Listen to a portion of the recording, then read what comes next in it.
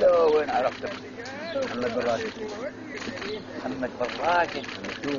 مكتوم. وش حالك؟ حالك الله بخير. خير الله فيك. يا مرحبا يا مرحبا براشد. بنقعد هنا بنقعد. لا هنا ما يسوى. ايوه شو تأمرنا انت؟ والله شو اللي قاصرنا؟ والله ما قاصر يا الحمد لله طال عمرك. انتوا كفايه بس بالله ما عليكم شوفتكم بالدنيا بس كافيه. ما يحتاج ابو اوامر وما ادري شو يعني. لا انا جايينك اشوف شو اللي محتاجين. والله هذا اللي تبغاه. عندنا بيت متخيل تخيل لكن هو ما يبي شوي تصليح هين. لا ما نبغى تصليح بنسوي لك جديد مره. عاد وين بطش عاد خلاص نحطه مره وين تبغى. زي هو بده تو انت ولا كان انا وين بنصير عاد خلاص. مكانك هني. ايه هني بسوي. واللي تامر عليه ان شاء الله بجيب. يا مرحبا يا مرحبا مرحبا طويله مرحبا طويله. يلا مرحبا نبدا. ولا تعذب.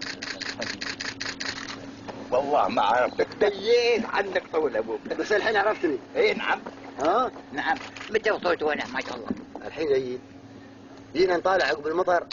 شو اللي استوى شو اللي اختراب شو الخراب. يا مرحبا يا مرحبا يا مرحبا يا مرحبا يا مرحبا.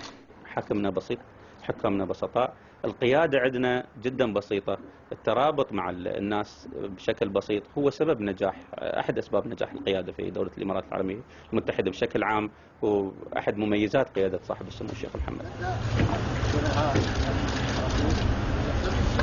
هي لا الله يسلمك جايين نطالع شو تحتاجون وشو الأمطار خربت عليكم. لا الحمد لله حد هي وحد لا. إن شاء الله.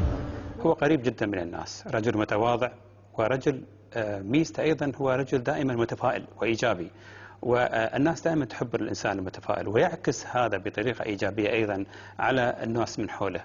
طريقة عمل صاحب السمو الشيخ محمد من تجربتي الخاصة معه دائما يركز لما يعمل مع فريق العمل في شو راح يستفيد هذا الفريق من الموضوع، لأن في النهاية طريقة عمل الشيخ محمد تركز على فائدة الإنسان من هذا العمل، فدائما يحث الإنسان يعني ويضغط عليه بأنه ينجز. دائما يتوقع الشيخ محمد من الناس أنه يبذلون جهد كبير، يبذلون نفس الجهد اللي هو يبذله بالنسبة لمسيرة العمل اللي يقوم بها بشكل متواصل.